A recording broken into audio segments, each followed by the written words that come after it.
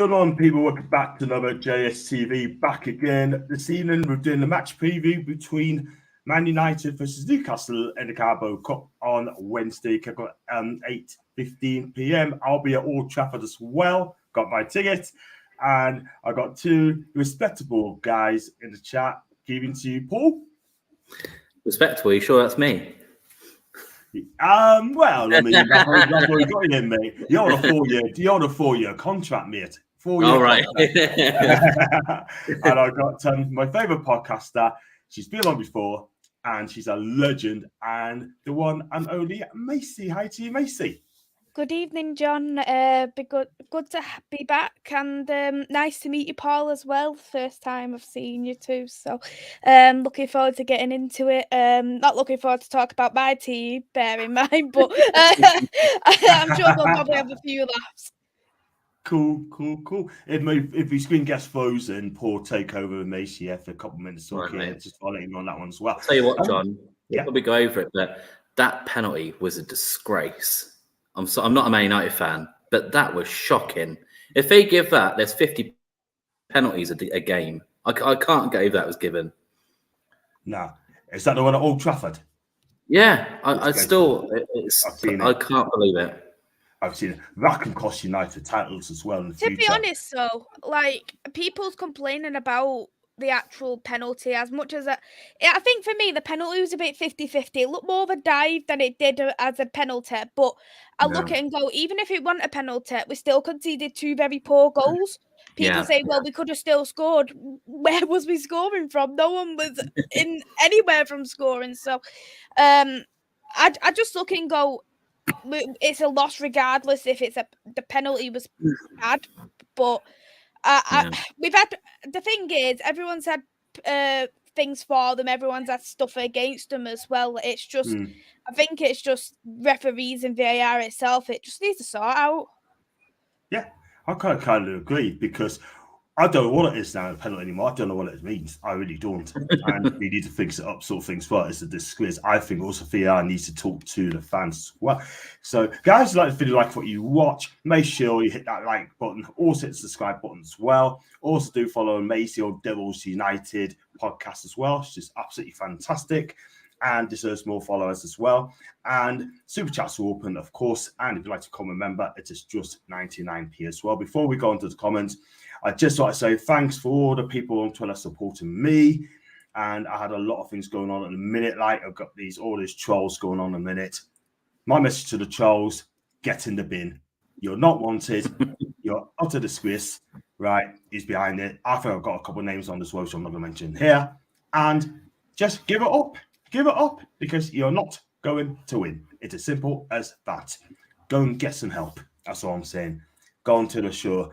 And big up to the original duo, Mr. Toon and Manny Mace, reunited, and it feels so great. Well, Ravi, I know he's a Liverpool fan, but he loves us both as well. So big up to Ravi as well. Like, subscribe. Thank you, Ravi. And also got Leslie. So hi to Leslie. Ravi, thanks for your kind words. Big up to Paul Robson. Hi to Paul. And also, like shared socials, help this channel grow. Thank you very much indeed. And big up to Ravi again. You got to love Ravi, haven't you? And hi to Gary V. Super chats are open. Yes, thank you, Leslie. And Everton, hi to everybody else as well. I've got Torstein as well. Big up to you, Torstein. I hope you're fantastic. And by the way, I mean, I've got Maisy's people as well. Even it's still on my channel, but Maisy's sharing the stream as well. So all our followers, regulars, watchers, makes it still on my channel. So welcome to Man United fans as well to my channel too. Question to Ravi from Ravi. Now you've seen how poor United's been lately. Do Newcastle still have to be cautious going in and playing this cup game? For me, we got injury worries at the minute. We've got no Isak, we've got no Murphy, we've got no Botman, right? We looked at the team on Saturday. We looked pretty tired. Yeah, I don't want to make up excuses, but we looked very tired, Paul. Can we get something out of that game on Wednesday? Can we go to Old Trafford and finally pull it to rest? I think it's going to be interesting to see what teams both managers put out on Wednesday, because I have we've been here before with Eddie Howe. I have no clue who's starting on Wednesday. I'm going to name a pretty much complete different 11 if we do a predicted one, but I know what Eddie's like. He's so unpredictable. And then Ten Hag will want a positive result after the defeat at Man City. So again, it's whether he, it's a difficult one, isn't it? Does he go full strength and then risk an injury, or does he go slightly less full strength and then risk going out of a cup? It's going to be really interesting to see what both managers do, because we've both got another game fast approaching straight after the Wednesday game. We've both got Champions League coming up. We've both got so many things coming up. And we've both got injuries. I mean, Man United have got a plague of injuries themselves. Their back line is a complete, it's not even close to what they would want to put out. Yeah. I mean, bless him. Johnny Evans is still, in there somehow. And when I was watching the derby with a lot of Man United fans, they were just like, "Oh my god, like we're starting this guy, and it's Man City." Like, So it will be interesting to see. It's such a hard one to predict because it's going to depend on how strong we go, how strong Man United go. Yeah. I mean, of course, we can go and win anywhere. I think anyone that's seen us play knows that. But then I've seen Man United get results when they haven't been playing their best, which shows strength in a good team. So even if they're not playing like at their best, they've still managed to get a result. Just bad luck for them. They came up against Man City, who were just, we'd be on the end of it ourselves, where they're just this ridiculous force of football that just keep going and going and going, and they just end up getting the goal. I mean, Onana was trying to keep him out by himself, and just got unfortunate. For some reason, all the defenders decided to leave Haaland unmarked, which is still, that'd be more frustrating than the penalty probably for Man United supporters. Absolutely. I mean, look, at the end of the day, I don't want to wind Maisy up, like, you know what I mean? But we're here to win on Wednesday. And it's about time we've done on Old Trafford as well. Question Ravi, and Ravi, I think you'd be brilliant in the crowd as well, asking questions. Forget to Ravi. To Maisy, do you feel some of the United players want to play for Erik ten Hag and bite into his philosophy? It's a good question, to be honest. I do genuinely think there is players in that squad who don't want to turn up. I don't know whether people are saying it's a confidence issue. We're looking at Rashford, for instance. He scored 1 goal in the league this so far. Last season, he was scoring 30 goals in all competitions. People saying, "Oh, it's confidence." How can you be confident? If you're a player coming off 30 goals, how can you have a confidence issue? And then you're looking at, there's a lot of things behind closed doors with the Sancho situation where it's very, very toxic at the moment.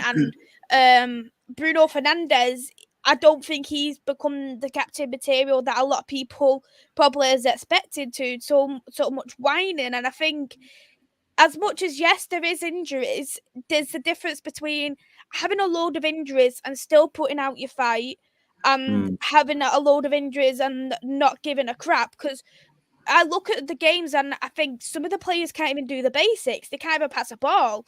Like, I looked at some stats and literally Rashford scored 1 goal out of all our attacking players in the Premier League. No other attacking player has scored a goal. And I look at that and go, I don't know what I genuinely don't know what it is. I'm not expecting much of Højlund. And I always said that Højlund was set up for failure in this side. Not because he's a poor player or I think he's raw. And another reason, I think that the wingers don't accommodate Højlund. And I said the only striker who is going to benefit this Manchester United team is going to be the likes of Harry Kane, who's going to trap back, who's going to provide for himself. Because no other striker, people want Osimhen.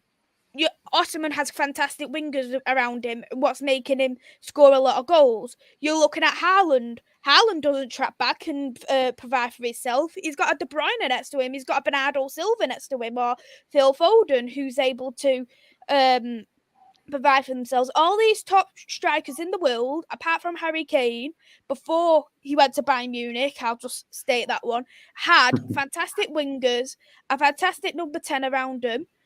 Who's able to provide for him constantly week in, week out. And I think that's something that Højlund doesn't have. So I'm going to write him off completely. But I think the rest of them genuinely have no excuses, especially when you've got the 3rd highest shots in the league. 3rd highest shots, but we can't score a goal. I don't understand it at all. Yeah, absolutely. I mean, you know what it is, right? I mean, Man United spent what? I don't know, it's 1.2 billion on players, and you still haven't won a title. I think that's awful, man. Absolutely And awful. That. I mean, you people get very little saying as return, though.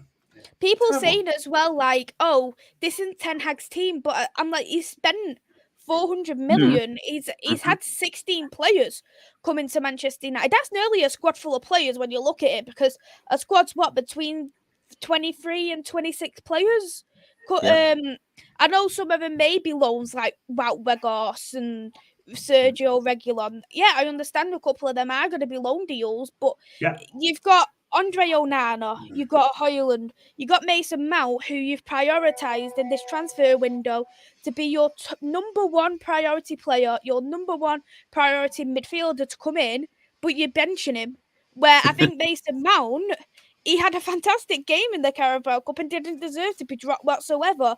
You got No. Christian Eriksen, another fantastic midfielder, where I think he's undeservedly dropped as well. I think the problem is Ten Hag is a very stubborn man. He will play Yeah. same starting 11 week in, week out, just because of his pure stubbornness. It's kind of like, you play crap this week, so I'm just going to play you again next week. And it's just, you need to have that, one, the balance in the team, because I've not seen no balance whatsoever. And two, you need to punish the players who are playing poor. It doesn't matter if this is your star player last season or this is your captain, because he dropped Maguire even though he was the captain. So there's no excuses in that respect. Rashford, he was dropped by Ralph Rangnick because he wasn't good enough at that point. Great. So there's no reasons whatsoever why the same player should be starting week in, week out, because I think I don't want Ten Hag to be sacked just because we need to build the team further, because if we're just going to be set back another 2 years, but if we're going to if, for instance, he is going to keep playing the likes of Rashford, the likes of Bruno, week in, week, and Lindelof, I'm just going to say, I think he's going to just set himself up to failure at the end of the day. I'm gonna have to agree. I mean, they need to fix up because someone's been at the club for a long, long time, and they're still trying to do bits. They're just quite happy sitting on the wages, like, you know what I mean? I'm sorry, but I'll tell you what. I mean, I still think Tags is still the right man. I'm not gonna lie, but if you don't fix up, you put into the biggest club in the world. If you don't fix up, then you have to be dropped. I think these matches have to be ruthless. Do you know what I mean? Diego Simeone, your mate, I tell you what, he wouldn't give a monkeys. He would not give a monkeys. I'm telling you. Remember that time I said that Diego Simeone should take over if we do get taken over? That's my choice. And he's brilliant. But that's for another day. Let's go to the comment side. Please get coming in, right? And welcome to Man Utd fans as well, who do follow us W United as well, and do subscribe to my channel if you like what you see, like what you watch. Oh yes, it's so good to have Devils United back. That's from Vinny B. I hope he doesn't mind me calling Vinny B. Hi to Boy Sports. Hi to you. And hi to Top Gooner, Luca. Luca, I watched you with Kenny Ken, Jez, and Northside, LDN. And I tell you, all you guys are so cool. So cool. And Macy's favourite league gunner as well. Is he your favourite or is my favourite? I think he's your favourite. Wow. He's brilliant. He's brilliant. Hey to Jules. I hope you're good. Hi to Paul again. Oh my God, you're back. Come on. I think Luca loves you, by the way. Loves you. And that's what I do. And I've got Jordan. Big up to Jordan as well. Hi to you. Hi to the Doug. Big up football channel as well. Doug, I hope you're great. Don't hi to me. I did. Paul's in the room as well. Say hi to him as well. No, it's all good. And got one here from, that's the guy. Hi to you, mate. Hi to you. I got one from welcome back, long time. Mate, love to see you back. That's from Jules. Massive fan of you as well. Hi to Gabby again. Welcome back, John Paul Maisy. That's Les. And I do feel we can beat Man United because they're on bad form. That's from Jack. Jack, I hope that is the up. I hope that's a bloody good point. He's happy as well, so he should be my guy. Macy's quality. I've got Macy. You're supposed to be in bigger. Some things not adding up there. I changed my profile picture on Facebook for when I was in Vegas last year, so I think Vincent got confusing cars in Vegas right now. Wow, I wish I was in Vegas now, to be fair. Let's hope we go in the preseason friendly in the summer. John, obviously, the abuse, obviously, even recently, we all know you're better than those keyboard warriors and trolls. We know the guy you are, and these are just lies. Doug, thank you for your support, mate. What else can I say? Jules well, and Bradley Effin say, love it. IJ, hi to you. And got one from back. Great to see. So, hello, John. Sorry to see the hit on Twitter. It's Lee that runs that account. Thank you for you, mate. Thank you indeed as well.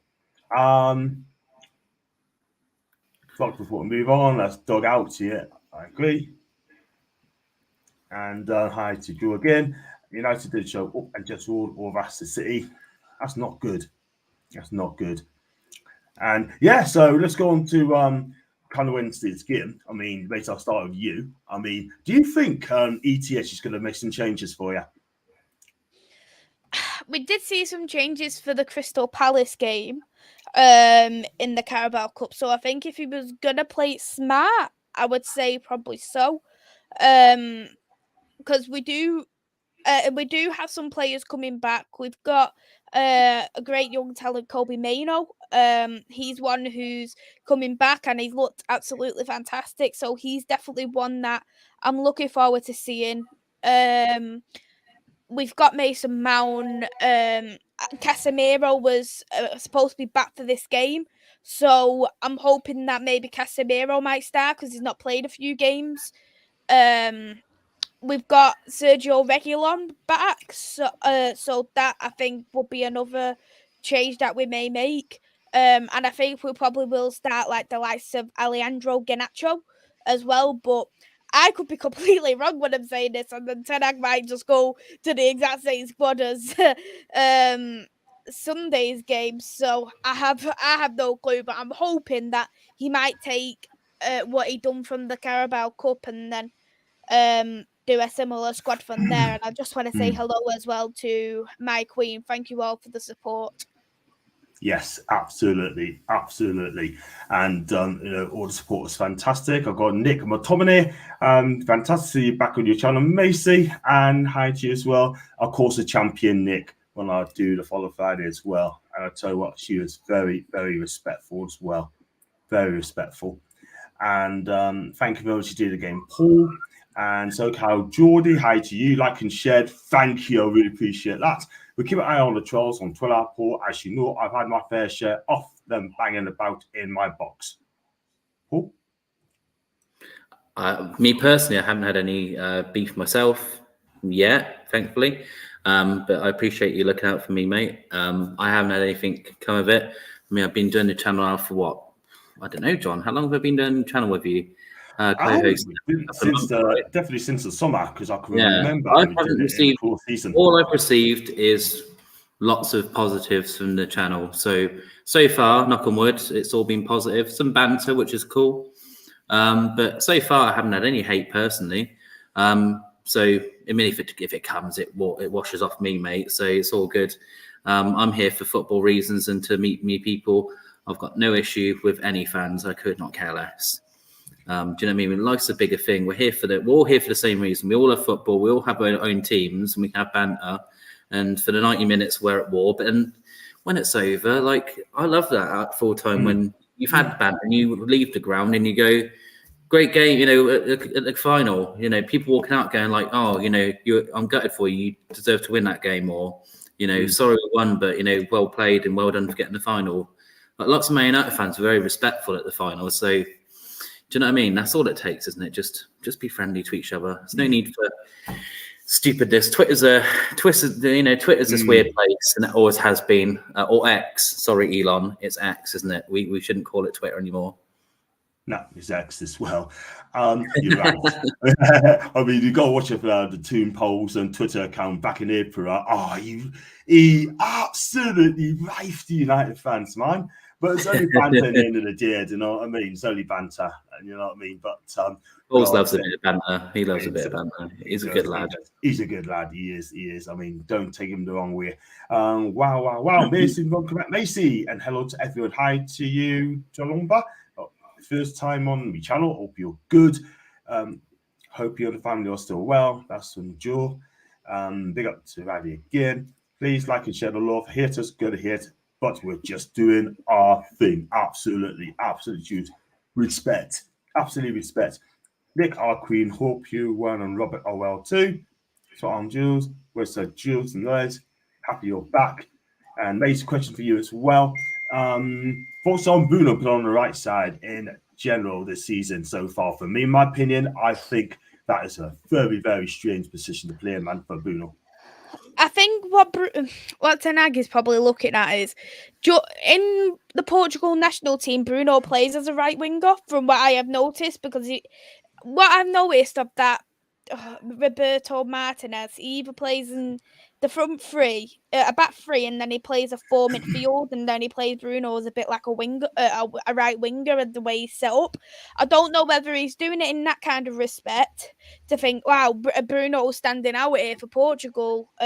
He's getting a crap load of assists and a crap load of goals there. Let's plonk him there. But the thing is, right, we've got two right wingers. One of them doesn't have a right foot, and the other one is suspended. So we had two suspended at one point. But the thing is you want to play someone who you know is good there. I haven't seen Bruno have a single good game as that right winger. He's been shocking as a right winger. Rashford can't play as a right winger. Garnacho is one where I don't want to try him as a right winger because I want him to develop in the team, and that's him playing in his best position. The only ones who would say would do well is Amad Diallo, but he's injured. People say Palestra, but he hasn't really stood out for me when he's played. He's got given a bit of game time, but I didn't think. I just thought, nah. The only option I would have thought is Mason Mount, because Mason Mount has played as a right winger for Chelsea. He did do very well as a right winger for Chelsea, in my opinion. Probably Chelsea fans might think differently, but I always say is if something's not if you know you haven't got them players to accommodate a certain position, why not change the formation? Because I've said it numerous of times this season. Ten Hag, why don't you go into a back three?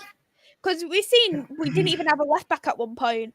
Play the back three. Play three centre backs. Play Varane, Maguire, Evans. Because I'd rather play Evans than Lindelof at this point. So it's like, Lindelof not playing as a left back and burning my eyes for the next 90 minutes. And you looked at the Carabao Cup.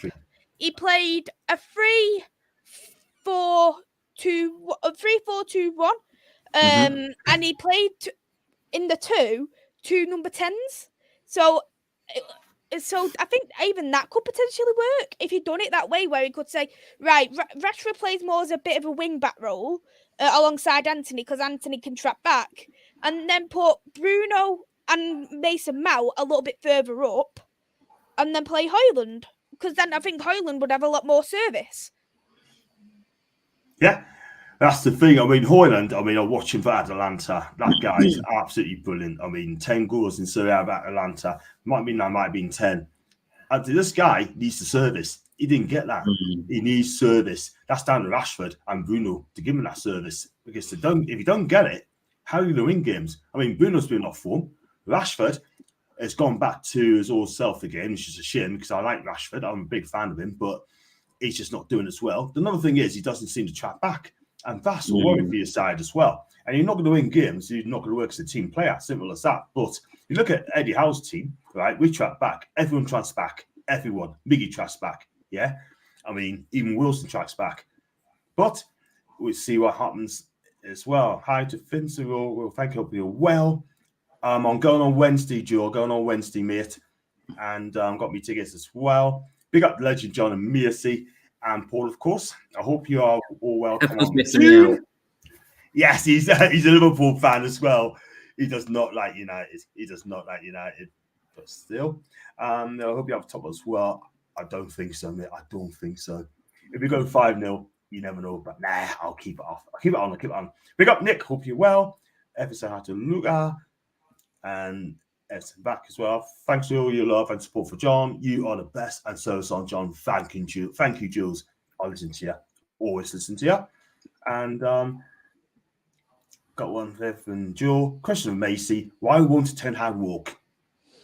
I just think more because he's stubborn. More than anything, I think Ten Hag is one of them kind of managers. He's set up for a challenge, even if that is putting himself in a very bad situation.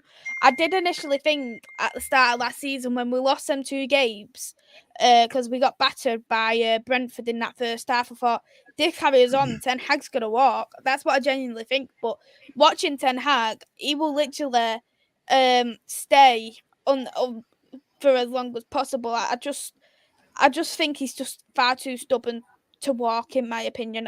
I think you've got to have a very strong manager who's got a very strong gut to walk. I'm not saying Ten Hag doesn't have that, but he doesn't have that kind of Conte flair to think Conte doesn't give a crap, he will walk. He doesn't, and I think Ten Hag doesn't have that that kind of Conte personality where he doesn't give a crap and he will walk. Yeah, absolutely. I mean, look, he's on a canny wage as well. I think it's on 10 million a season, and I don't think he'll walk. Do you know what I mean? So, got some further comments as well, which I'm not going to read out, guys. Thank you very much indeed. I mean, you want to send comments like that, that's fine, but it's not going to be read out. You can certainly tell Anthony's a wrong and shocking behaviour, utter disgraceful. Well, it's just calm head. It just needs that calm head, doesn't it? He was obviously annoyed at not coming on. He was warming up. He looked like he was ready to come on. I can't remember the exact time, but he looked like he was ready to come on. And then I think Ten Hag changed his mind.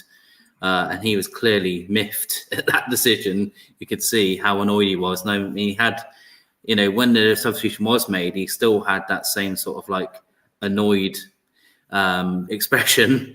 And I think he took that onto the pitch with him, when he, with some of the things he was doing.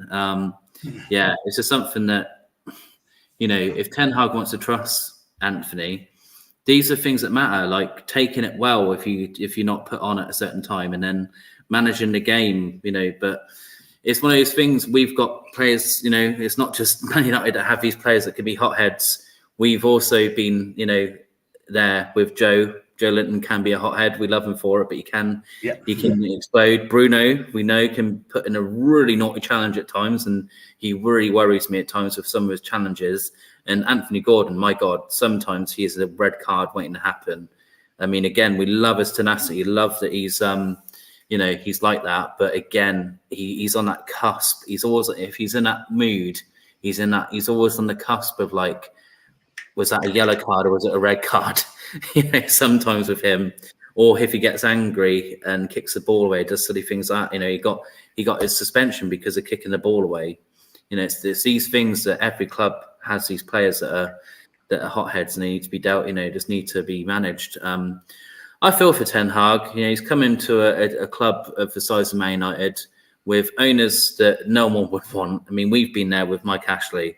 We've been under management where you're like, what, are we ever going to do anything under this, regime ever? Because you just feel like you're just stagnating and not ever getting anything. And people jibe at Man United that they've spent lots of money. They have, but they always make the opinion that like Anthony shouldn't have cost them the amount of money it did.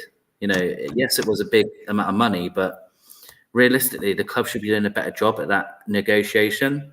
And that is on the owners and the people doing their negotiation for them. So yes, they spent big money, technically, but there's probably some players there that, if you get Anthony for cheaper, then potentially it looks like a better deal. If you get other players for a bit less money, again, it probably looks like more of a better deal for things. So I just don't know what the answer is. I'm not a Man United fan, but I do feel that there's a lot of like, I was talking with a Man United fan about this at the final, where there's some weird sort of like, not exact like similarities between the clubs, but similar enough when we were saying that we're under management, under ownership, we both can't stand. We've both been deprived of money in different ways. The club doesn't feel the same. Like Old Trafford, it's a brilliant stadium. But again, I feel for the fans because it just reminds me of St James's Park when, and I think Man United fans would probably be the same, that there's jokes about, we're going to be rich or whatever if you get taken over. But we were having party when they were washing the stadium. That was all over Twitter the whole day. They were just washing the stadium down, and we were like, finally, St James's Park is having a wash. It was all over Twitter. And then when the Sports Direct signs were coming down, we were like, this is the best day ever. We're back. And I think the Man United fans be the same, where if someone takes over who actually cares about the club and just, Old Trafford needs it needs a rebuild almost, because it's fallen apart, some of it.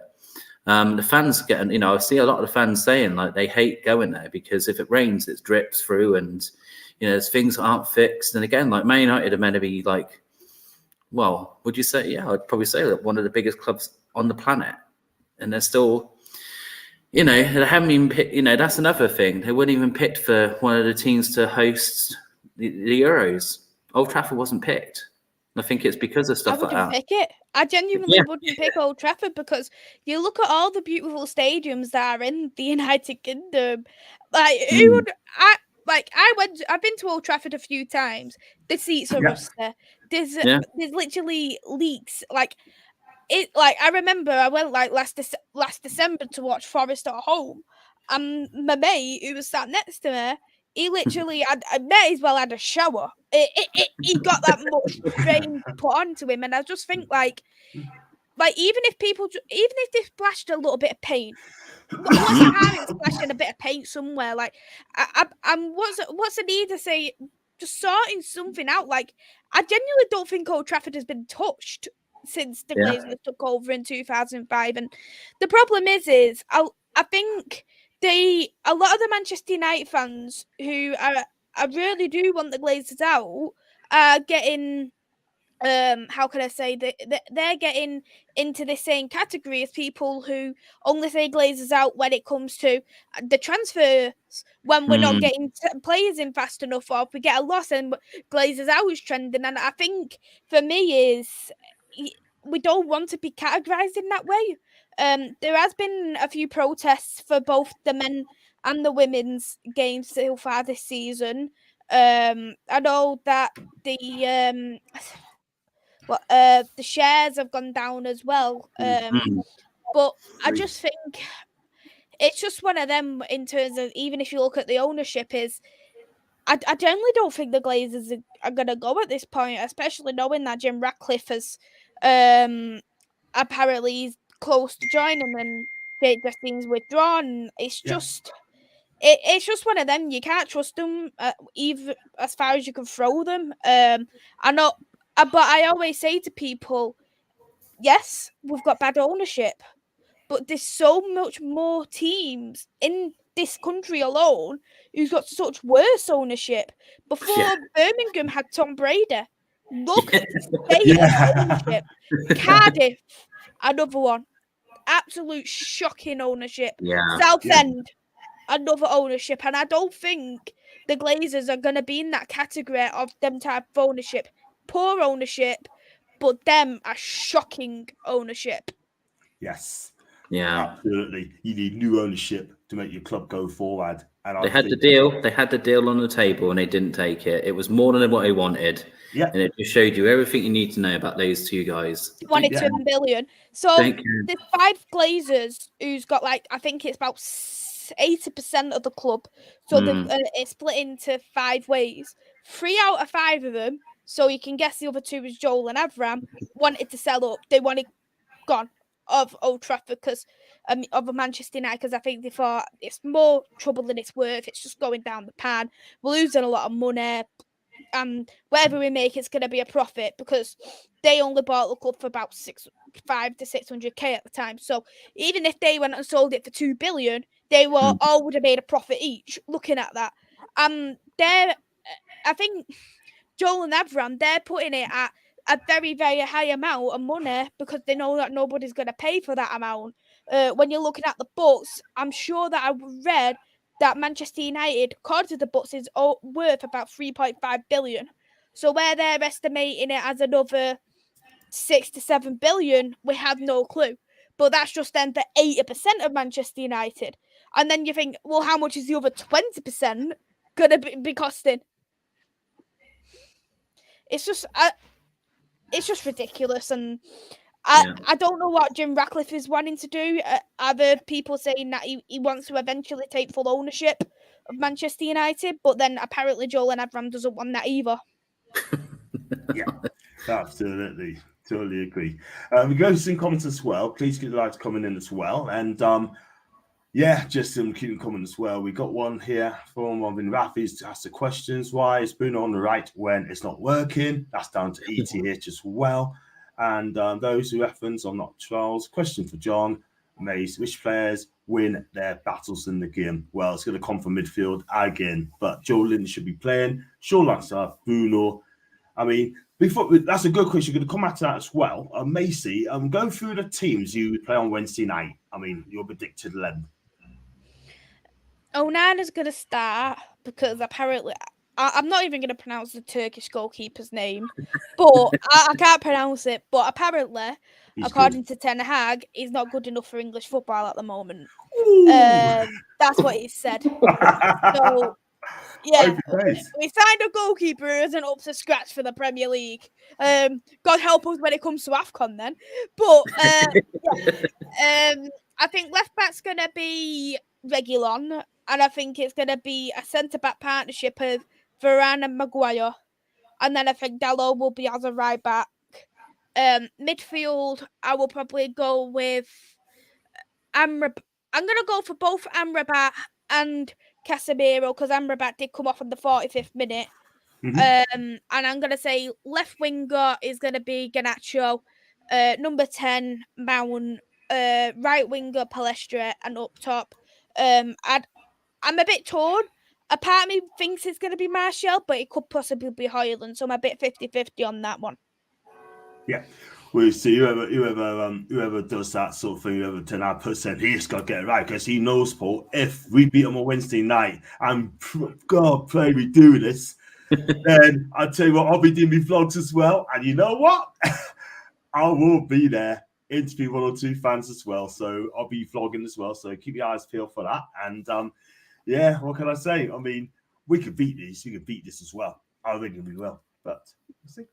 It's a tough one, isn't it? It's again, like I said, I think it depends on what we put out, what they put out, what sort of mentality they're in, because it's never a good time to face someone after a defeat, no matter who you are. You know, you get defeat like that at Old Trafford, the fans are going to demand a response, and the players as well. They're professional players; they'll want a response as well to a poor result. And then in the second half, a poor performance even from themselves, they probably admit that it wasn't the best performance. So it's always that worry. It's always a worry for me when, if we're playing anyone after a heavy defeat, I always get a bit nervous because, you know, we could be the ones that end up getting a bit of a hiding because Man Utd are a bit like, you know, actually we want to progress in the cup because why wouldn't they? We want to progress in the cup as well. So, you know, don't want to get too cocky because we're a bit. If we're full strength, we'll be a bit more cheeky. But yeah, it's going to be a really tough game. I don't think it's going to be a walkover by any sense because, like I said, Man Utd, yes, they haven't been playing great at times, but even when they haven't, they've still been getting some decent results. So, you know, it's one of those things where even if we play brilliantly on Wednesday, Man Utd have the quality to score and nick a game if they haven't been playing great. So we've got to be professional when we go there. So it'd be interesting to see who we put on the pitch to cope with our injuries. It'd be much nicer if we were going with a full squad, but that's us for you know, we don't do anything easy, do we? No, not at all. Not at all. We just have to do things our way. And we dropped 4 points as well, which ain't helping at all. We can't afford to drop 4 points. And again, we're not allowed to be negative at all whatsoever. Great show as always, mate. I liked it as always. I need to get you back on my show again soon, wherever you are, free, mate. You know, Statman, you know I love coming on your show, my guy. You just give us that invite and I'll be there for you as well. Big up to Maisy and the panel. I think it's going to be a hard game for Man U. So I'm going for 2-0 to Newcastle. And that's Anthony from Bristol. Also Eddie Howe's style of play compared to last season. It's just the same.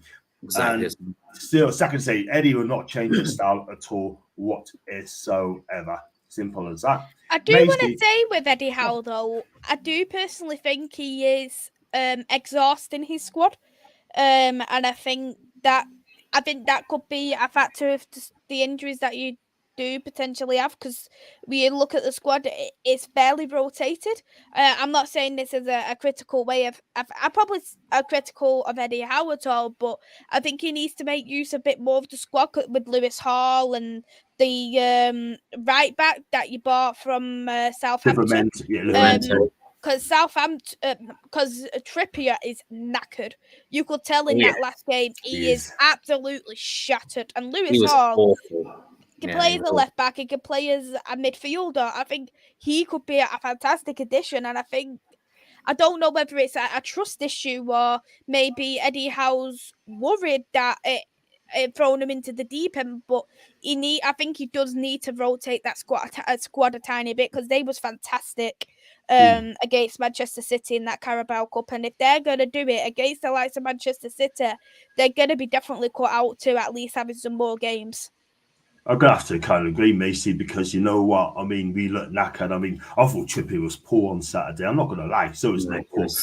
I tell you, we didn't do, just so we didn't do the review yesterday, so we did the player ratings. I tell you what, Pope getting the 4, Trippier getting the 4 as well. And I'll tell you that right away. No. Yeah. I think that's polite. I think a 4 is polite. He was awful, Trippier. I can't lie, but he was awful. I love Trippier, but he was awful. Absolutely. I'm sorry. Yeah.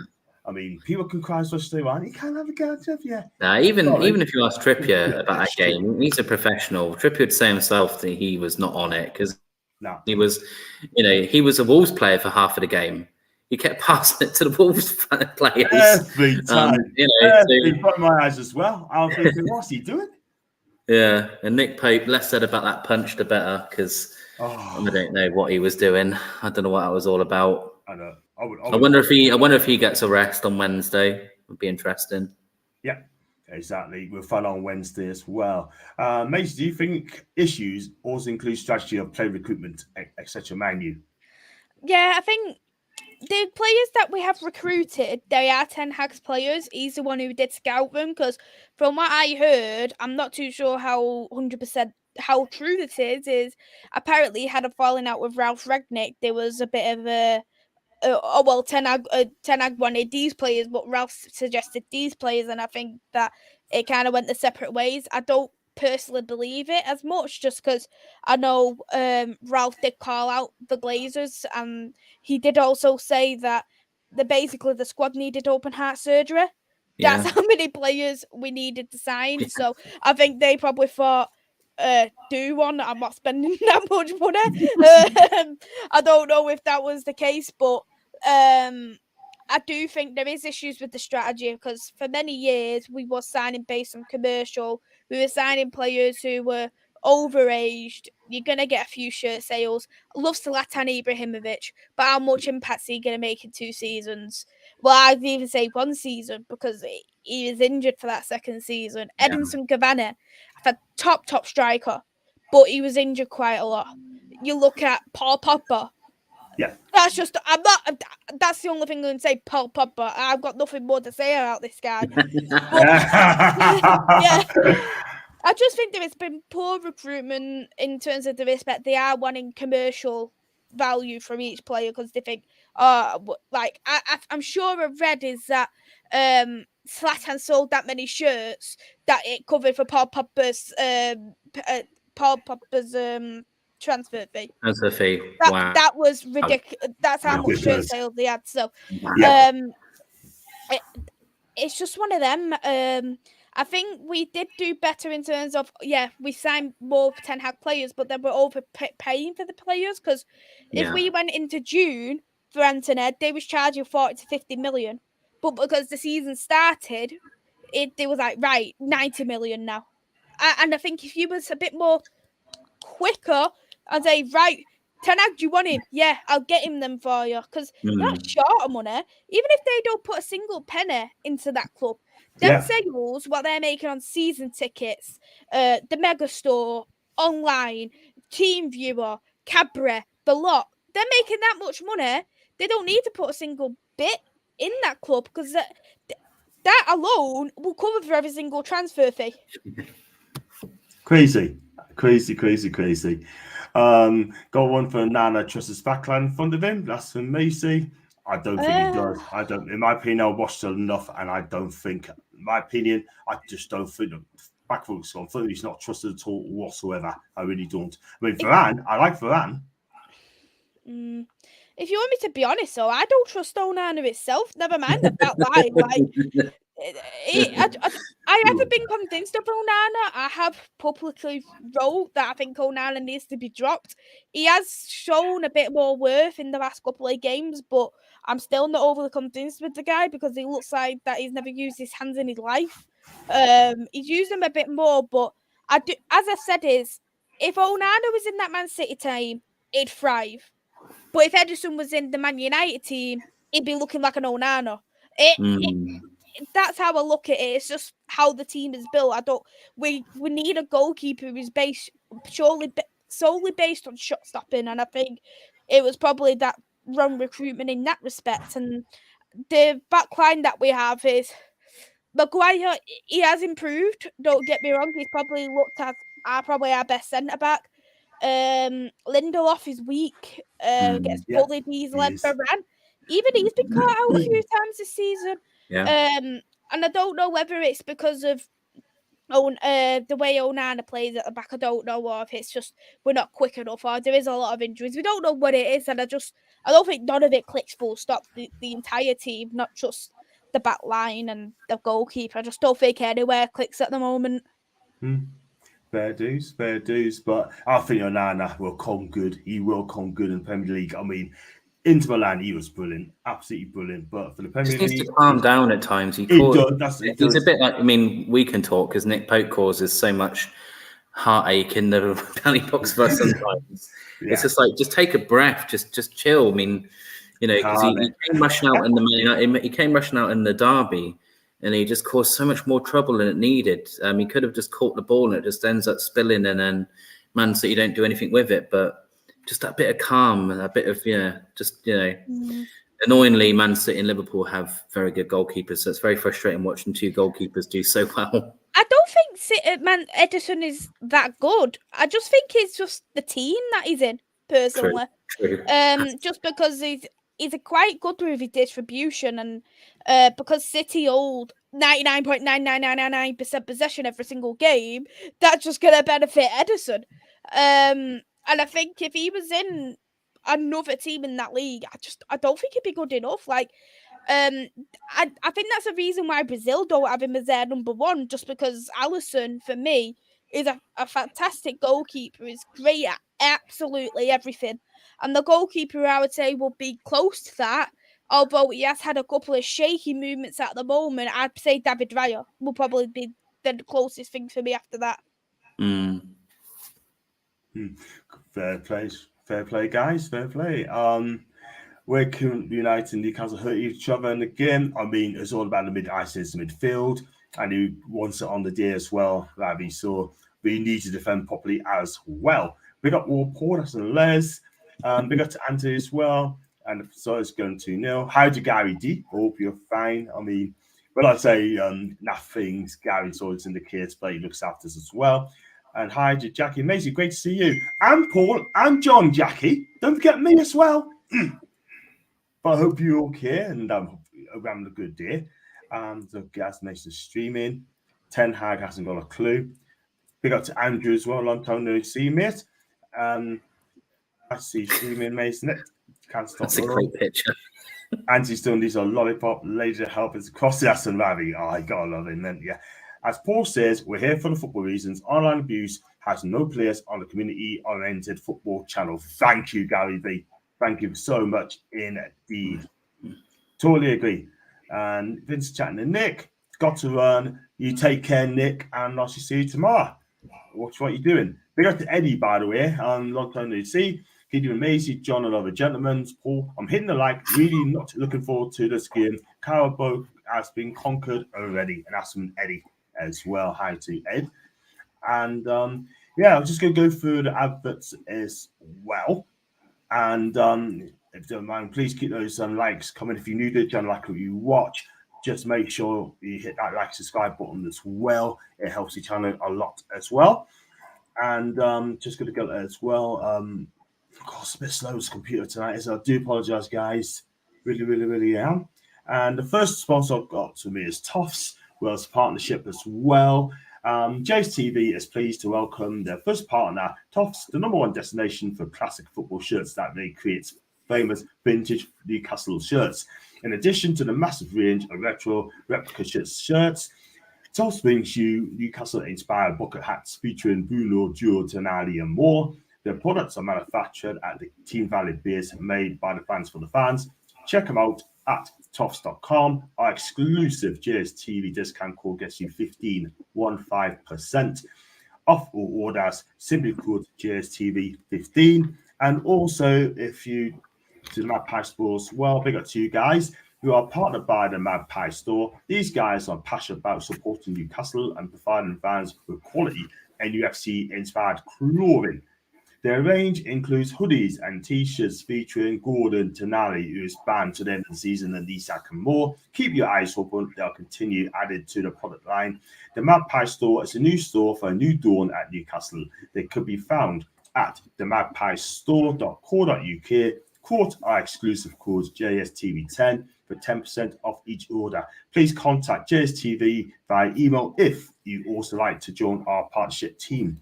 Thank you very much indeed, guys, and I really appreciate that as well. Magpie Stores is amazing as well. Thank you very much indeed. Let's have a look at Paul. Can you see us playing a strong team tomorrow, or do you think it's going to be like a weakened team? I mean, Livermore could come in and Lewis Hall could be playing as well.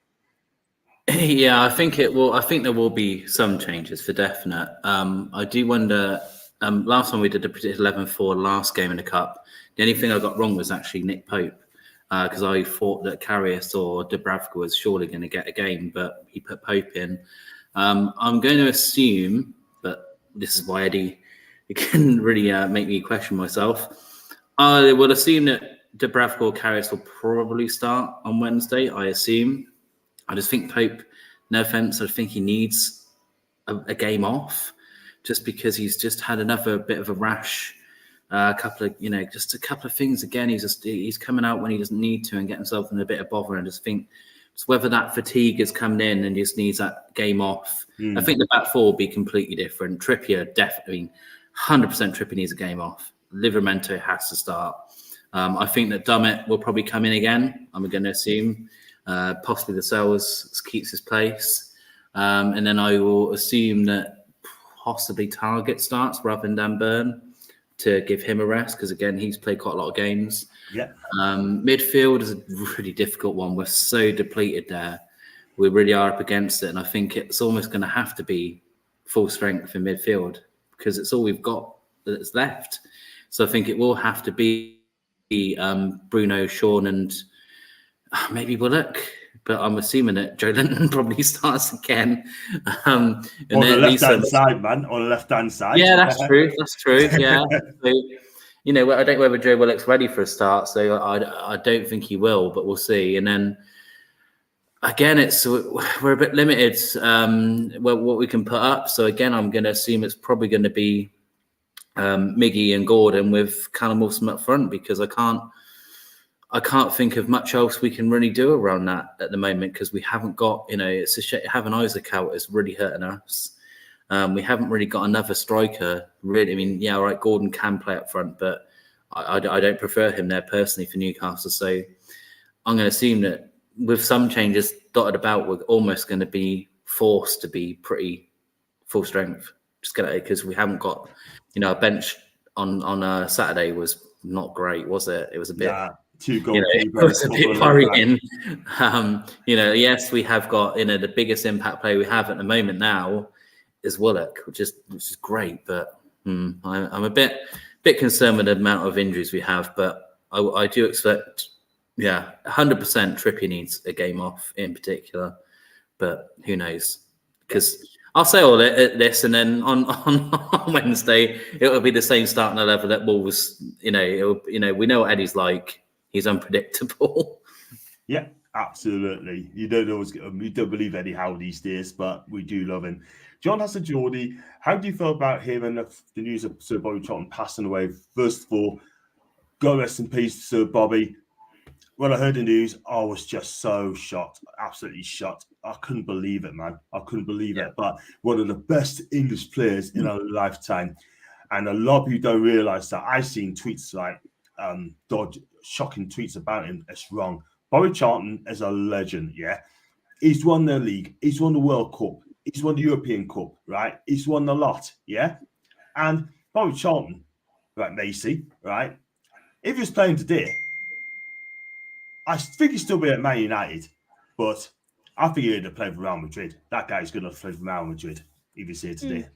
I think he absolutely loved Manchester United. I think he is one of them players who was a one-man team, because even like back in when Bobby Charlton was playing for Manchester United, Real Madrid was a top side. Like we look at like the Munich, before the Munich disaster happened, and Real Madrid was up there with the best team in the world, and Manchester United was fighting for that. I think he's an absolute hero. I think he's a world-class player. I think the thing is because he played so many years ago, nobody understands the ability that Sir Bobby Charlton had, the what he had to deal with in life to get to where he is. And he even said that he don't know where he'd be without Manchester United. And I think that just really shows how much he loves the club. Like, he goes to the game week in, week out. He has loads of involvement with the club, and so rightly so, he gets a stand in his name, because I think he's one of the best players for Manchester United to grace the pitch. A fantastic player for England as well. And I did see a couple of City fans who said stuff about Bobby Charlton, and I think some people do need to do the research in the respect of, some people don't realise, but a couple of Man City of their own died in that Munich disaster. And there was innocent children as well who died in that disaster. The goalkeeper was one of the ones who helped as many people out. Bobby Charlton did as well, and sadly, loads of people lost their lives in that. So, I just think, for me, a lot of people are quite fickle in terms of the history, and they don't realise how. I think a lot of people, as much as this sounds bad, I don't think they actually understand football existed before '92. Because of all the good players who was before 1990, who know us top players and a proper rough pitch. Well, if they're City fans, they were supporting Chelsea when they were winning. Then they were supporting, they're those fans. They're not fans. They were supporting Man United before they got the Aguero. Yeah, you got it. Come into a City fan. Exactly. These people aren't fans. They're idiots. I mean, real fans know real respect. Bobby was. People throw the word around legend too easily these days, but he is the true sense of a legend. He's someone close to our hearts because he's a boy from Ashington. I know people cut, new people to the channel won't know, but I've lost the accent, but I was born and bred in Newcastle. So it's when it's your home club, you care more. And Bobby Charlton was all about Man United. He lived and breathed that club. He's a massive advocate for the club after he retired. And he was an advocate for football and dementia as well. And not many people know his work with dementia. So this is a true gentleman of the game. And people need to remember that this is someone who deserves the ultimate of respect, because he's won a bloody World Cup as well for England. No one else has done that. He's a legend of football. It's not, yes, he's obviously a huge Man United legend forever, but again, just in football in general. So anyone singing these stupid songs or making any comment on it, you're not football fans, you're idiots. You just are. Just, do some research. There's rivalry. I get it. There's a rivalry there. But there's also respect. Blimmin' hell, Liverpool and Everton fans, they hate each other, but they can still get together when they talk Hillsborough. They're not stupid. They can put aside stupidness and go, you know what, actually, today is not about that. It's about respecting the people that lost their lives. And it's the same with, that, I think that other clubs have done a good job for Bobby. It's a shame when people ruin it. I mean, the West Ham fans as well, were being a bit, not more than a bit disrespectful as well. It's sad to see it, but you know, the people who are real football fans know the score. Yeah, I agree with your comment though as well when you said the legend and world class gets thrown a lot in the game. Like I see a lot of people say this person's a legend, and I think what have you they're warranted to be a legend. Like I always look at world class players. They have to be, for me, the top 3 to 5 players in that position in the world. Yeah. They are a legend. They've got to do something for the club. Like I remember someone that said Bruno Fernandes is going to be a legend at Man United. But like, where have you got this from? Bruno Fernandes being a legend when you've got in that position who can play in the midfield? Keno, Paul Scholes. Ryan Giggs. You just look at the amount of people who's come from Manchester United, who won us the treble, who's been consistent, who's won absolutely everything, had fantastic goal records, etc. But because Bruno scores whatever amount of goals in one season makes him a legend, I don't get. Like yourself, for instance, like your legends would be like Alan Shearer, without a doubt, and anyone who would say I'm just gonna like if someone went and said to use like Dan Burns a legend, you'd be literally looking at like what? Like, you know what I mean? Like I just think a lot of people who throw the word world class and legend, I think they're just throwing it. I think they're just 13-year-old kids who don't understand what the term means, and they haven't watched the likes of fantastic players for our club, such as George Best and Dennis Irwin. And even though he didn't play for so many years, I'd even class Jaap Stam as a legend at the club for what he's done in the club. Very true. Yeah, very true. Very true. Absolutely. He was a legend. Yeah, Jaap Stam is a legend for definite. Yeah, absolutely. Maisy, this is a question from Leslie. Sorry, Leslie. Do you think Jim Ratcliffe cares about your club? He's bought a stake for 25%. He's going to get a full takeover because your club really wants a full takeover. Yeah, it hasn't been confirmed as of yet in terms of Jim Ratcliffe. I think it's going to probably most likely happen, but even so, the Glazers don't even need to accept that. They could just walk away and go, nah, takeover's off. I don't care. But I think the thing is with Jim Ratcliffe, he claims he's a Manchester United fan. But then I look at Jim Ratcliffe. He has a Chelsea season ticket. I think the thing is Jim Ratcliffe, I look at his statement, what he done for Man United compared to Chelsea's, because he was talking about crap load with Chelsea. I'm going to sort out the women's team and doing this for the academy, blah, blah, blah, blah. He didn't have that kind of way, what he was having for Manchester United, because when I look at Manchester United, I also look at the women's team because I'm a massive fan of the women's football, and I want the men's to be equally as good, as well looked after as the women's. I want them to have the best of everything as well. And when you're seeing, for instance, Jim Ratcliffe not showing that, it concerns me. It concerns me as well is that he's going to somebody to borrow this 2.5 billion to buy the club, and then that just makes even more debt. And then I'll look at it and go, well, what's going to happen to this 1.5 billion what's already in debt? Is he going to take the amount that he's paid out of the club and he's going to pay off his credit, whoever he's borrowed it off? So I think it's a very, very risky move. Does he love the club? I don't think so, but I just think it's massive, massive risky, and I just don't think he gives a crap. Just look at Nice before this season. Like Nice has only played 8 games, so I'm not going to look at him right now. But all the Nice fans hate him. Their fans hate him. They hate him. I think they're top of the table as well. Yeah, they're top of the table. They're gone, and they still don't like him. They want him gone. Let's go to Thomas as well. Before we get on the questions. Gone a bit crackly, John. Okay. Yeah, just a tiny bit. Sorry, buddy. That's right.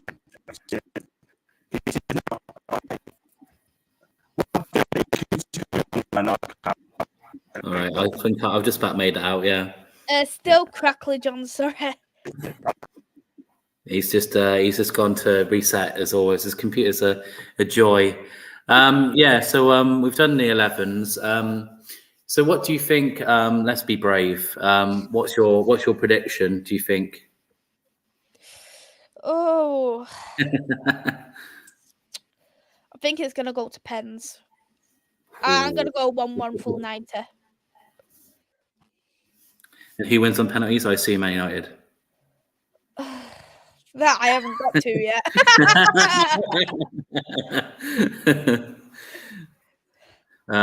God, I don't. I'm always wrong. So that's what you got good for me. I got the Wolves game wrong. I said we win that 3-0, so I got that completely wrong. It is going to depend on the start 11. I do worry about Man United losing and wanting to get that back, and it's a cup game, so you just when it's knockout, you just never know. I'm feeling penalties as well, because we love a draw, and we love a draw at Old Trafford as well. I'm going to be less positive and say we get a 0-0 and go to penalties and just scrape it through penalties. But everyone knows me, who knows me from the channel. I'm always wrong, so don't go with me. To be honest, though, I don't even care where we score from if we win. I don't give a crap if it comes from Maguire's backside or I just don't give a crap where it comes from. Onana can do like a fantastic kick from his box. I genuinely don't care where it comes from. I don't even care if it's don't do a Chelsea. Or if it's a fluky thing. Yeah, that was embarrassing. That was embarrassing. I laughed. I thought that was comical. I can't even laugh. I'm sorry to Torsten who's watching this because I just found it hilarious. But how we score, I don't care. If we win, I'll be happy. If we lose, I look at it and go, if we lose, is that the worst thing in the world? And I actually think no. Just because Ten Hag is one of them kind of managers. He wants to win every single game. He wants to be in every single cup competition. And look what that worked out for Manchester United last season. Yes, we done bad in the Europa League against Seville because we got too knackered and we had them suspensions of Cass and Bruno, what didn't help, and then De Gea being De Gea, and the Carabao Cup we won it, but then we went on a losing run for like 5 games or so. Having an absolute thrash by Liverpool, that's 7-0. The FA Cup, we got to the final of that, but then it looked like we didn't give a toss. Yeah. So I think for me is if we went out of the Carabao Cup, I wouldn't be too bothered, just because then we can concentrate at least trying to get second or third in the Champions League. Because I always say league's the bread and butter, and after that, a European Cup. I don't care what European Cup it is out the Champions League and the Europa League, because even though the Europa League is laughed at, the Europa League isn't a bad trophy to win. And you can still automatically qualify to the Champions League. So I'd be happy even if we was to get into a final of the Europa League at this point, just because it helps us massively and it's another cup run. So I actually wouldn't be against if we actually lost. I wouldn't be angry if you want me to. Unless we lost, I'll be lost. I would be like, I would be angry. But if we lost and give it our all, I wouldn't be as fussed just because we need the rest. Yeah, fair enough. Maybe Ten Hag would be like, because, perhaps because he has won that cup recently, whether when it's if it does happen, whether he's like, actually, we need to go and win the FA Cup this time.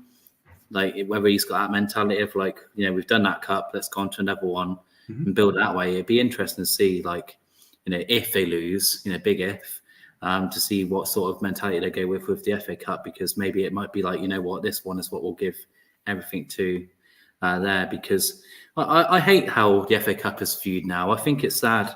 I still think it's a great trophy. I don't understand why people look down their nose at it as if it's like a nothing trophy. I just like that about some of the pundits now. When someone wins the FA Cup, they're like, oh, did they? Oh, well. And it's like, no, the FA Cup's like a big deal. I think it's sad that they kind of like don't think it's that much of a big deal anymore. I agree. I think the FA Cup is an absolute beautiful trophy, and and I think the history of the FA Cup, so many underdogs have won it. Look at Wigan for instance, who's won the FA Cup, and Portsmouth when they knocked Manchester United out in 2008 as another one, and Nottingham Forest a few years ago, they locked out the rivals Leicester whilst they were still in the Championship. Anyone could beat anybody in the FA Cup. That's how I always find it, and I think that's the pure beauty of the FA Cup is it's the oldest cup in English football, so that's something that needs to be well respected for as it is. But it's just the beauty of who's won it and how they've won it, the principle they've won it, and the teams what's come to win this FA Cup trophy, and that is the pure beauty of that cup. And I think the Carabao Cup, I've always said is, I think the Carabao Cup should be a bit more for teams that are not in Europe, my personal opinion.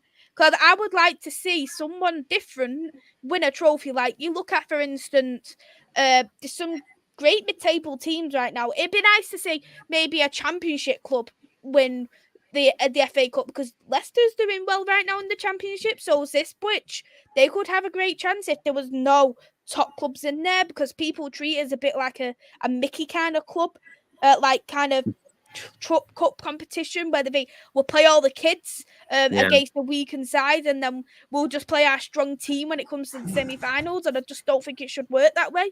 I think it should be an opportunity from mid-table Premier League clubs from after the Conference League all the way down to the League Two, for anybody to have that chance, because it's nice for somebody different to win a trophy. And we just don't see that in the Carabao Cup. It's always the same clubs who get into the final.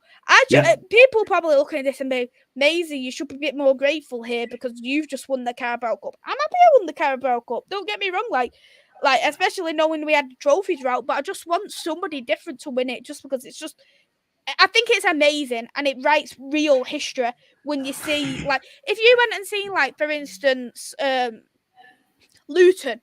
They won the Carabao Cup. That would look so much more amazing than a Manchester City win the Carabao Cup for the 6th time. Exactly. Then if you're thinking, what's the point? What's the point? It's nice to see a different name on there. It could have been us last season. It could have been us if you have just showed a little bit more ambition, and we would have won that. Another day, another time, we would have won. If Mickey would have passed the ball. Exactly. Everton Cavani took Boca Juniors to the Copa Libertadores final. Man Utd treated them poorly. That's from Foxy. I'm going to have to agree on that, because I think Cavani must give him a chance to talk whatsoever. Because to Ian, by the way. I would say 50-50 on Eddie, if you want me to be fairly honest, because I do think with Eddie, he was unfairly treated in terms of once Ronaldo came to Manchester United, he wasn't being used. But he did kind of take the mickey in a kind of way where even when Ronaldo wasn't fit, he would take himself on extended breaks. He would say he's injured, but then he'd go into the Uruguay squad.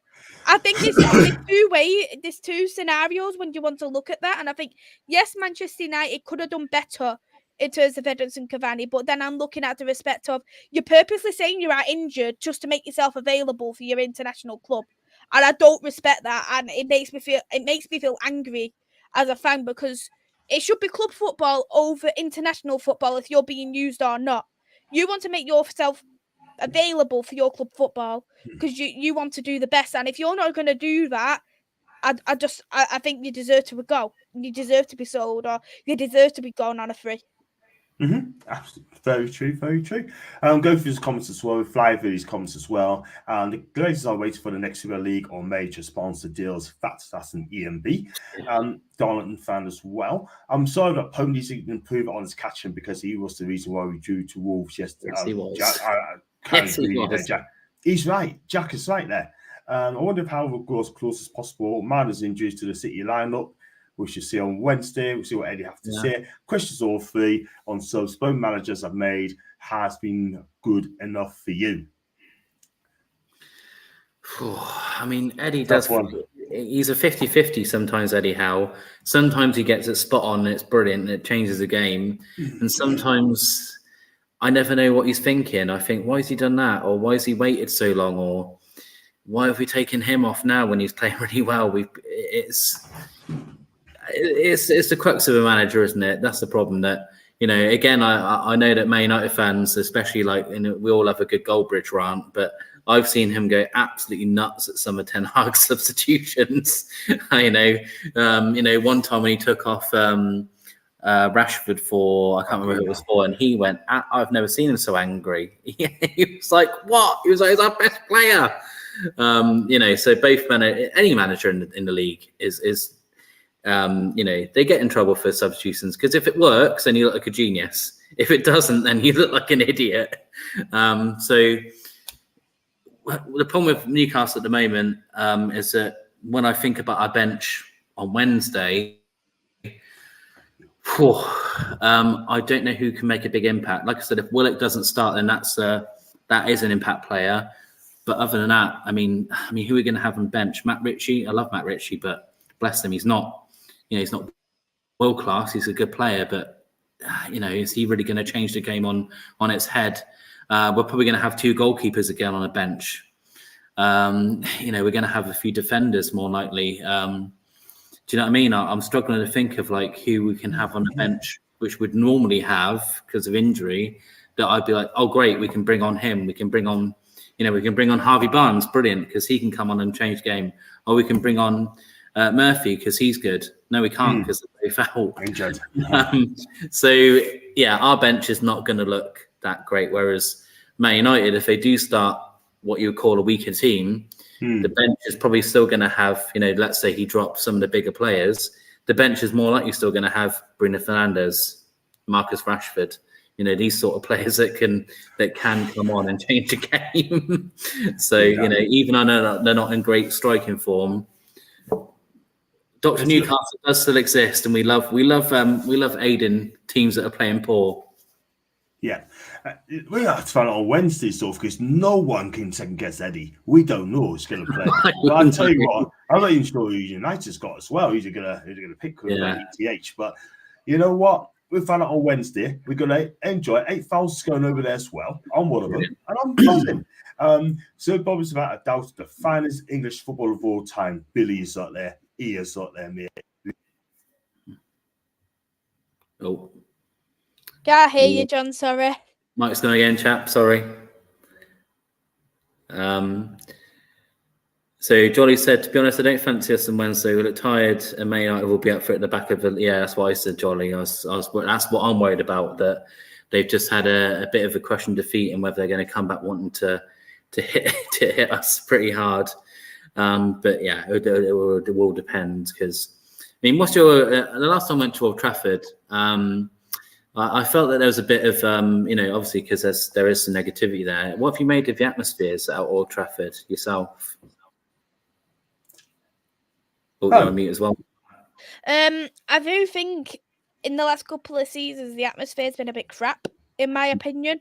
I think that I don't know what it is. Is a lot of people saying that there's a lot of tourists because people sell the tickets to the club. And then Man United sell them for about 600 quid, and then tourists come to the club. You look at, for instance, the Galatasaray, they were sat in the Sir Bobby Charlton stand, that was sat in the Sir Alex Ferguson stand. So, but then they want people to grass if they went and sold their season ticket to somebody else, which I think is completely wrong. But yeah. I just think for me is. I don't know whether it is that there's more tourists or I think it is quite hostile in terms of the fans don't really want to sing. People don't really sing the Glazers out as much as I'd like it to do. Like I went to the women's game, they sang Glazers out about 6-7 times. They sang it twice at Old Trafford with 76,000 people. Wow. But then there's about 5,000 to 6,000 people at the women's ground, and then I was sang 7-8 times. But then it was sang twice at a men's ground. And wow. I had, like, for instance, people sat around you who are recording Haaland scoring I didn't go to the game, but people were recording Haaland scoring a penalty. What Manchester United fan would genuinely do that? And we're seeing an increase of half and half scarves. Burn them to the... I hate them. I absolutely hate half and half scarves. The worst scarves imaginable. They are shambolic, especially in the dark. Can you hear us, guys? Can you hear us? Yeah. I'm back. Half and half scarves in the derby are shambolic. I mean, that one chap they showed him on the coverage I saw, and he had Man United top, and he had that City Man United scarf. I was like, chap, what are you doing? Oh my God, you should have seen this, what I seen on Twitter yesterday. There was this woman wearing a Man United top with Mo Salah on the back. Not no salad. No salad. Sorry, no salad. Wow. No salad. There you go. The famous Man United forward, Mo Salah. No, not no salad. No salad. Dear Sorry, me. Danny. That's shocking. That is shocking. I'd be careful. I was seeing there. So about the sign, guys. I'm just on the survey on comments. World class, without a doubt. Alf Ramsey taking Bobby off against Germany in the 70s cost us a chance of winning that too. When he came off, Beckenbauer was free to run right. He certainly was. Great of all time, Michael Garrick from Ian, Philip Barber, Newcastle Ledge, Jackie Milburn. Yeah, is always a good lad to be part of this. That's some Jack, brilliant. Miggy, a legend. Now, Miggy, this guy, Foxy, he loves Miggy. He give him 10 out of 10. We get beat 10 out. Do you know what I mean? Miguel Amron was a lovely guy, but he is not a Newcastle United legend. So, listen, never stated Man U and Glazers was winning trophies. They were. I don't think that it was as bad compared to now, but we look at, for instance, 2005, a lot of Manchester United fans who were going from the 70s, 80s, 90s left the club when the Glazers first joined Manchester United because they were like, right, I'm done. I am done with this club. And they went and moved over to FC United. There was still people chanting Glazers out, but it wasn't at the severity as what it is now. And I think that's why a lot of and social media back in 2005, there was no Twitter, there was no Instagram, blah, blah, blah, blah. So no one really knew, unless you was at Old Trafford yourself, if there was chance, if there was stuff going on. And I think the thing is, there was still a semi-decent board under Sir Alex Ferguson, because Sir Alex Ferguson had a couple of alliances up there who had a good relationship with. And then obviously when Sir Alex Ferguson left, there was a shift in the board and it went to a bit more business, like Ed Wood would come in who had no clue about how football worked. And I think when you're going to turn in a club into a business, that's when it will start to get very sour. And I think that's, I will probably say, people start to realise what this ownership is turning into, and especially when 30 million was getting taken out of the club year in, year out. But a lot of people who was very against the Glazers did leave in 2005 for FC United. And if people don't know about FC United, it's a fan-owned club from Manchester United fans, or ex-Manchester United fans you'd like to call them, who made the club in protest of the Glazers, to want the Glazers out, and they've had very, very anti-Glazer chants in the game. So, yeah, I'd say if you haven't heard of them, definitely research about them if you want to see them. I doubt you would have Newcastle fans. Yeah. Oh, brilliant. Go after the show very soon. We've been for nearly an hour and 30 minutes, which is all great. We can go on for 3 hours if we need to, but it'd be nice. Probably a good job. I watched it at home end with my mates at Villa, got slapped 3-0 and had to sit there and listen to them shout about our players. Most depressing day of my life. Well, I've been in Southampton end and I kept my mouth shut and we won both anyway. Eddie's first ever game as manager was against Darlington FC, the manager of Bournemouth FC. Yeah. They got beat 2-1 at the old Darlington Arena. I was there as a Darlington fan. Memories. Very nice, Ian. Very nice. Big up to Ian, by the way. Hope you're good. Absolutely fine. And too many snowflakes. Paul Sandwich fans in the Prem. Could be. Oh my days. What to Man U shirt? That's important. That's a disrespect to Salah. I do apologise, Ravi. It's only a bantan. You know that, mate. He sounded better, to be fair. And he has actually played like no salad last season, didn't he, really? You gotta love Ravi anyway. Ravi's a great guy. I mean, he's been on the chat before, loads of Maisy on. He's great. I know Maisy loves to wind him up, but there you go. I'm glad we are playing the biggest clubs in the world. I have no fear of playing them. Man U, Arsenal, Dortmund. We've got to be Dortmund up first. We were in the trouble of the season, us and Jack. It'd be nice. Odds on that, you're talking about 6 figures there. Big up to Chris, Leicester till I die. What a start for you guys this season. Absolutely brilliant. Well done, you. Hello, host's name was Paul, by the way. See you again next season. Do you know what? I like going to Leicester, and I just hope that they get promoted. I think they will, and I'll make sure to go to the Ken Power game. When I went there last season, the people of Leicester were fantastic to us. If you haven't watched, have you watched Leicester at all this season out of curiosity? Just bits of it. They look fantastic, Yeah. don't they? Play the ball from the back well, don't they?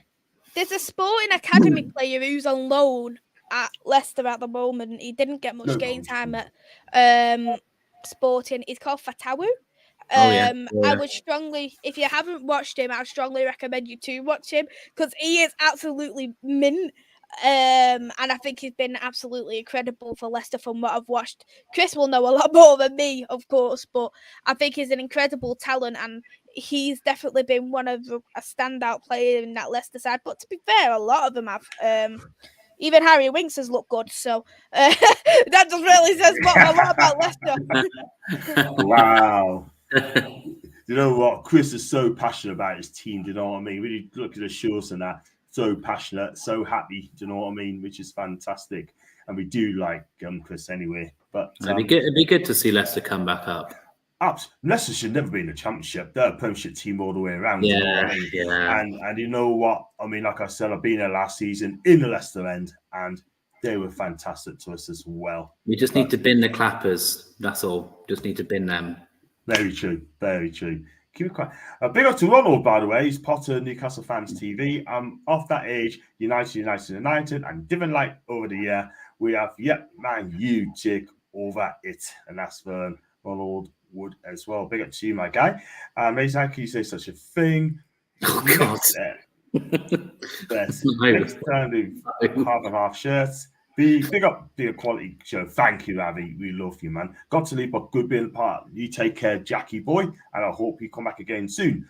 Leicester's on 2,000 points. And hands off, we have an option to buy Fatawu. That's if Sporting decide to let you do that, by the way.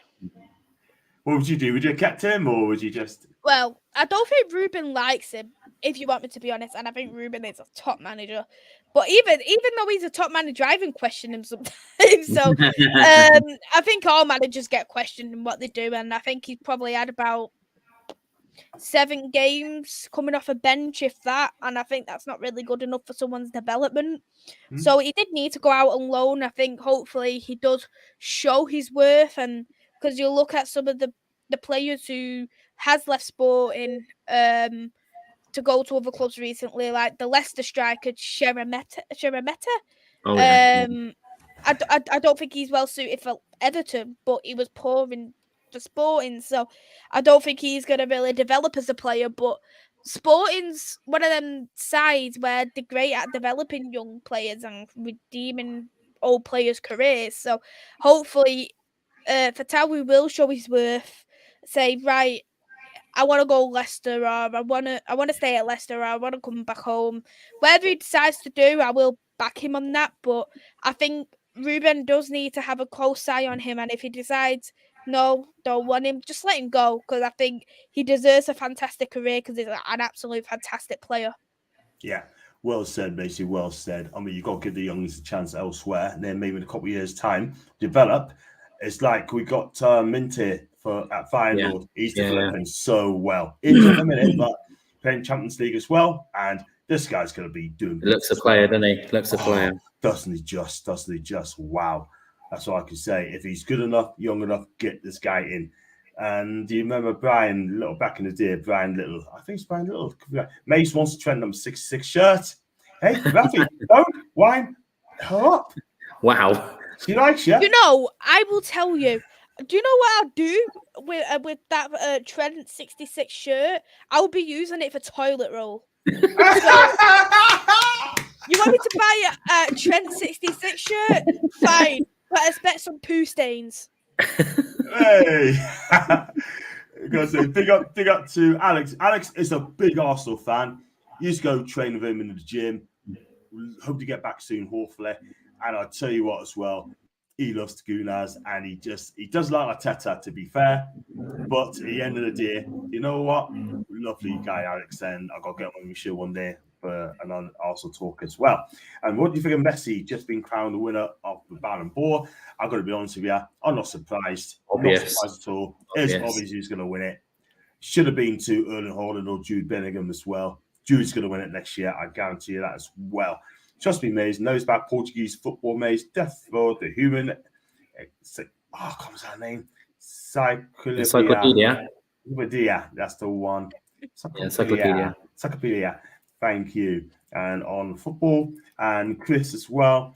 How's Harvey doing? At Newcastle still injured. He is indeed. Yeah. Won't be back until January. Yeah. And how's Evans doing at United? Top defender. Well, one of the two are top players as well.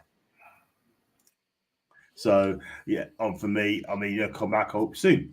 And good night to you. Played okay, though. I think it's been just overhated, if you want me to be honest. Yeah. Overhated. Fair enough. I can't see Leicester fans comment at the minute. That's Ronald. I think it's because it's on my channel. Oh, right. Still getting a few comments as well. I mean, some trolls as well. So I'll tell you what. Well, look at them. I'm just going to block a lot of them if they're going to carry on like that as well. Lionel Messi wins Ballon d'Or for the 8th time. Thank you for that one, Jolly. And you're not late, by the way. And looking at as well, me like Ronald. Haaland robbed. I can't either of the dollar fan. Harry Kane, 24th in the Euros as well. Macy's, she's definitely low-key getting that Liverpool shirt. Stop winding her up, Ravi! Leave her alone! And as far as blocked for some reason, Ronald, you never blocked, mate. Never blocked. And he's also on Newcastle Fans TV as well. We're going to wrap up the show. Before we do that, we're going to go for the score predictions as well. Maisy, you're on mute, by the way. You're on mute? I'm here. I'm here. So, 1-1. And I think it'll go to penalties. But it's the last thing neither of us need with an injury crisis or an accord, blah, blah, blah. So hopefully it might be a good turnout. I'd like to say we'd have a bit of fight after the derby, but I have no clue for any fight, to be honest. I haven't seen us this season with fights, so yeah, we'll see anyway for sure. See what happens. What about you, Paul? I mean, I tell you what, I mean, extra time as well? Is it extra time or is it straight to pens? I think it's extra time, this one. Extra time? Must be. Is it? I never remember with this cup if it goes straight to pens or not. Is it still this No. cup? I swear it's this cup that goes straight to penalties.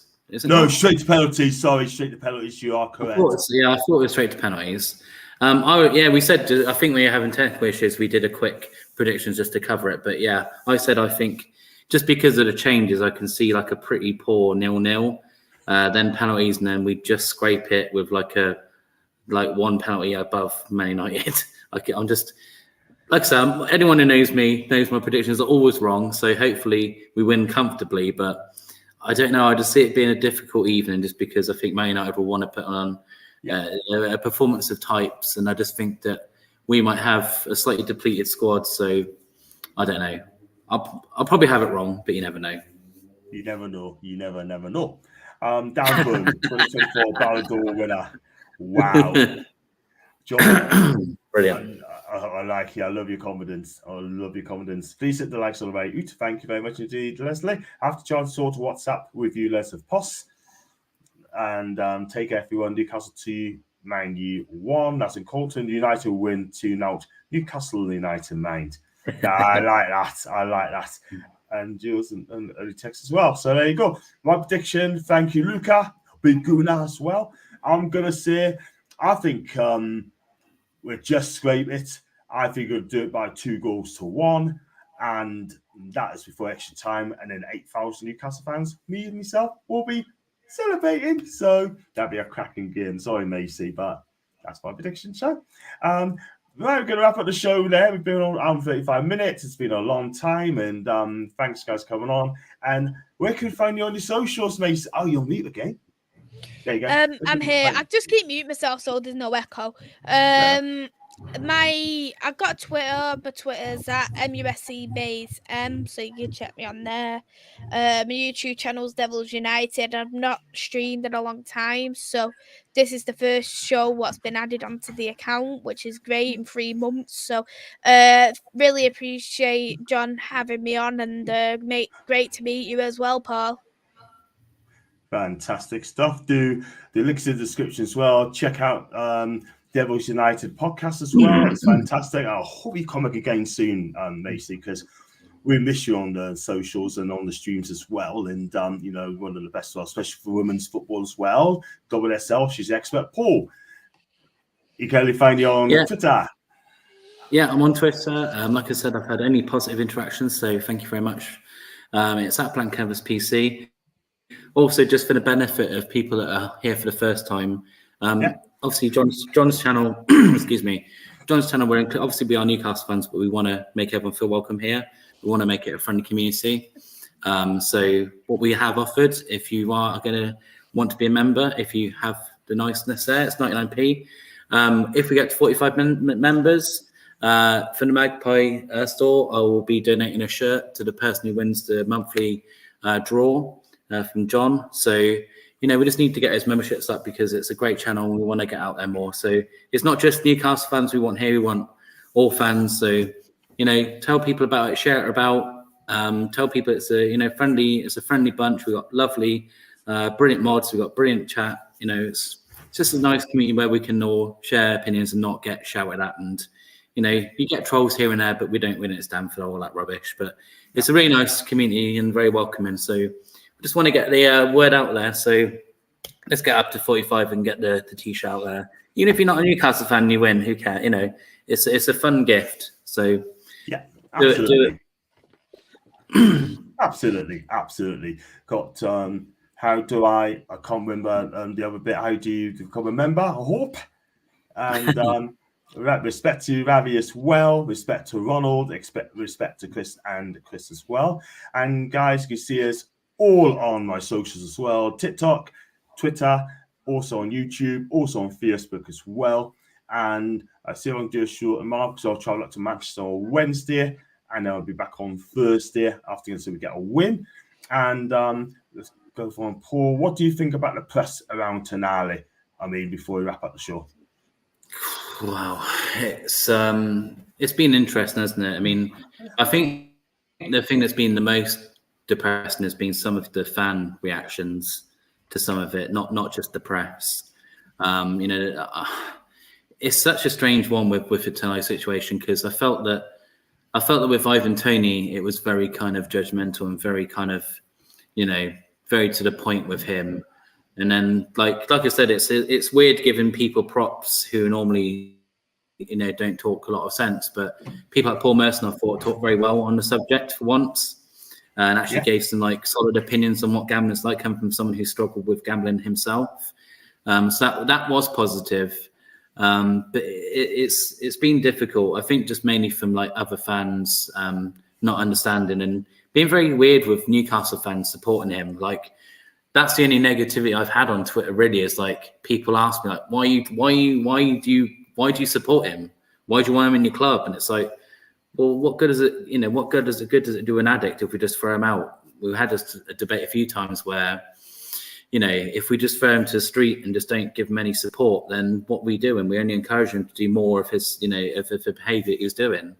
So, you know, you need to support him. He's going to go through rehab and hopefully come back, you know, more passionate, more, you know, loving for Newcastle. But, you know, the press are always going to, you know, do what they want when it comes to that. They like to skew these stories as much as they want to.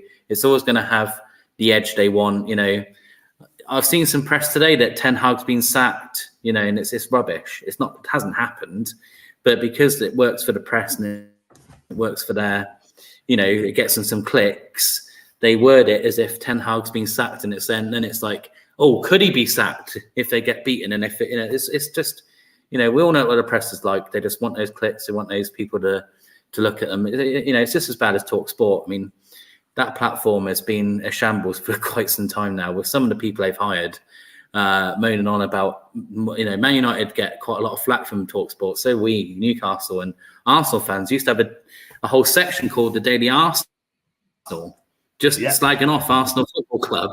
Do you know what I mean? So that they're all as bad as each other, these guys. So the only thing as I can say is that the Newcastle fans have been loyal to Tonali. Some of the more sensible, level-headed fans have given him support as well, which has been nice to see from other fan bases. And that's all he needs. That's what these players need, you know. There's other players that have done much worse things that are either still playing or they are not playing at the moment. You know, and they've done much worse things, or they've had bans that have been 3 or 4 games for racism, which for me is a much worse crime than gambling. Yeah, but they get a 4-match ban for being racist. But there you go. Yeah, exactly. Thank you for that, for tonight. It's all a good question as well. And we are supporting the human being. Yeah, we will support the human being. What's not that he has done. The link's been sent to Jolly as well. There's the link there. If you want to become a member, just click on that, highlight that as well, and then do it that way as well, mate. And what's that, Leslie? Aceman probably knew more than as to Sandro, but he's one of the worst. One of the wars. No, he'll come back, and he is a class footballer and should repay us. Thank you very much indeed. And there you go, Jolly. There's the link to it as well. I'm a Man U fan. I hope he can turn this around. And that's from Chris. Big up to you, Chris. Good lad to you. And thanks to that as well, Jolly as well. Guys, if you like what you watch, we're going to wrap up the show now. And I'll be up Manchester on Wednesday. And hopefully to meet Maisy as well. She's up there as well before the game. Hopefully, you never know. And also, so I got one more here as well from Craig. Hey, to you, good win on Saturday against Burnley. Finally, you won a match as well. It's good to see you as well, my guy. And hopefully I'll get you on my channel as well for the preview for the Bournemouth game very, very soon in a week's time. Hi, John, and Maisy, Paul, and all. Big up to Coffee as well. Question, which team scores the first goal on Wednesday? Newcastle for me. I'll go with that as well. Towards team, big up to you. But the airport, I missed the stream.